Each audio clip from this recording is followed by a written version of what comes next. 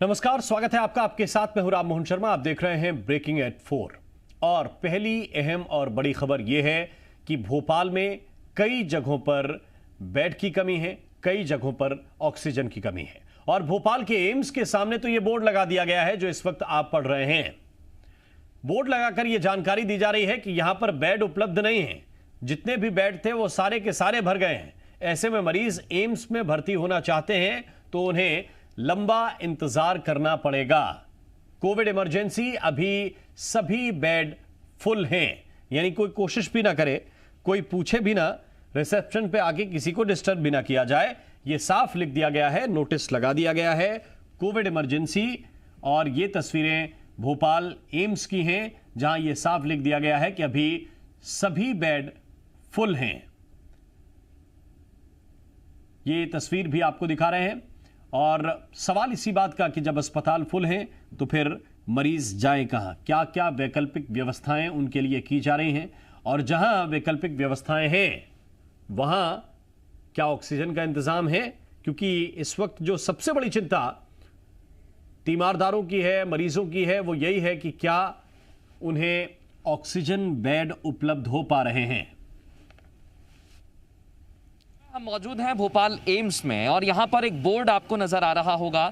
ये एम्स चिकित्सालय, एम्स जहाँ पर बड़ी संख्या में मरीज पहुँच रहे हैं और कोरोना का इलाज यहाँ पर हो रहा है। लेकिन अभी की जो तस्वीर सामने आ रही है वो ये बोर्ड बता रहा है कि यहाँ पर बेड फुल हो चुके हैं, यानी मरीज जो हैं वो यहाँ पर अब आएंगे तो उन्हें बेड नहीं मिलेगा। ये जानकारी हम उन मरीजों तक पहुंचाना चाह रहे हैं जो एम्स की तरफ आना चाहते हैं, एम्स में बेड की आस लेकर पहुंच रहे हैं। उनको ये संदेश और जानकारी हम आज यहां से देने वाले हैं कि एम्स में अंदर तमाम मरीजों का इलाज चल रहा है, सारे बेड ऑक्यूपाइड हैं, यानी बेड की संख्या अब यहाँ पर ख़त्म हो गई है, बेड फुल हो चुके हैं, यहाँ पर जगह नहीं है। तो अगर आप एम्स आ रहे हैं इलाज के लिए तो सोचिए यहाँ पर आपको जगह नहीं मिलेगी, कहीं और अपनी व्यवस्था कर लीजिए। कैमरामैन अतुल के साथ मृदुल शर्मा, भोपाल। मृदुल शर्मा हमारे संवाददाता जो ये रिपोर्ट आपको दिखा रहे थे इस वक्त हमारे साथ सीधे जुड़े हुए हैं, हम उनकी तरफ रुख करते हैं। मृदुल, आप अपनी रिपोर्ट में कह रहे थे कि कहीं और इंतजाम कर लीजिए, एम्स में बेड नहीं मिलेंगे।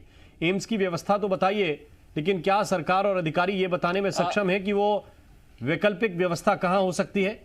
कहीं है भोपाल में कोई ऐसा अस्पताल जिसके बारे में कहा जा सके कि बेड खाली है?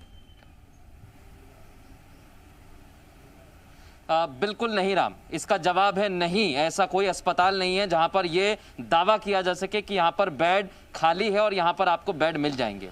यहां पर बेड की बात कर लीजिए, ऑक्सीजन की बात कर लीजिए, तो सिर्फ और सिर्फ आपको कतार में खड़ा होना पड़ेगा। बेड चाहिए तो कतार में लग जाइए, ऑक्सीजन चाहिए तो कतार में लग जाइए। ऑक्सीजन के लिए आप कतार देखेंगे तो बीएचईएल के सामने कतार लगी हुई है, उन गाड़ियों की, उन अस्पतालों से पहुंचे सिलेंडर्स की जो रात भर से खड़े हुए हैं, लेकिन अभी भी उन्हें इंतजार है कि उनका नंबर कब आएगा। आप एम्स में चले जाइए, बड़ा अस्पताल, दावे बड़े बड़े किए जाते हैं, लेकिन एम्स की जो स्थिति है वो बोर्ड जो राम आप तस्वीरों में देख रहे हैं और दर्शक भी हमारे देख रहे हैं, वो यही बता रहा है कि आप अपना इंतजाम कहीं और कर लीजिए।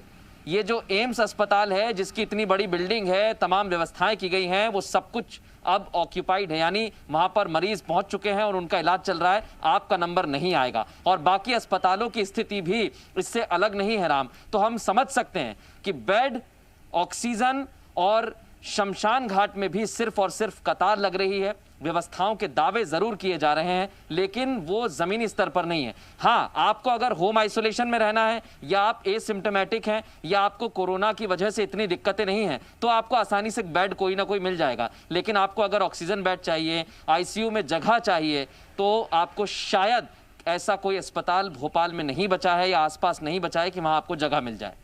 जिनकी हालत सामान्य है, जो कोरोना पॉजिटिव हैं लेकिन ऐसे हैं कि सरवाइव कर सकते हैं, वो खुद ही होम आइसोलेशन में है मृदुल।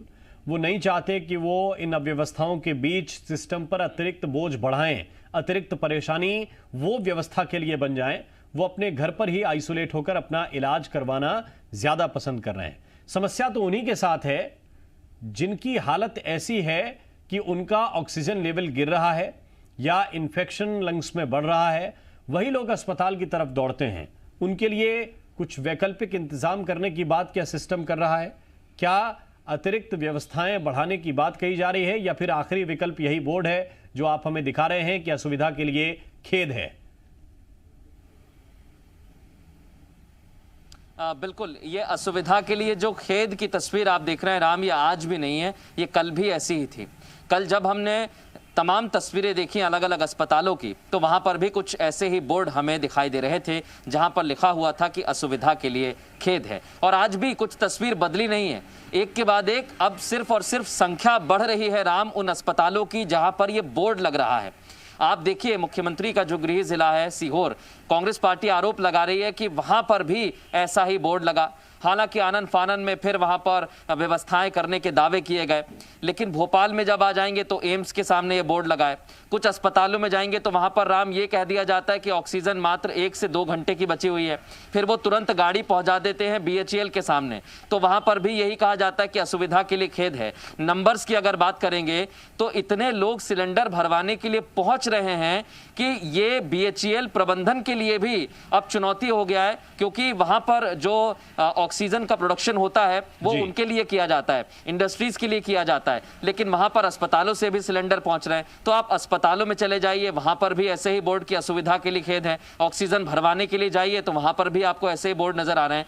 लेकिन इसके इतर हमें एक तस्वीर और देखनी पड़ेगी कि व्यवस्थाओं को लेकर जब सरकार ये सुनिश्चित कर रही है कि आपकी जिम्मेदारी है, तो सरकार उन अस्पताल प्रशासन या फिर उस प्रबंधन को भी लगातार ये कोशिश में जुटी हुई है, लगातार ये संदेश दे रही है कि आप व्यवस्था करें। लेकिन वो व्यवस्था करे तो करे कैसे राम? आप देखिए, मंत्री गोपाल भार्गव लिखते हैं कि डॉक्टर्स की वैकेंसी है, आप यहां पर आ जाइए, 2 लाख रुपए महीना हम देंगे।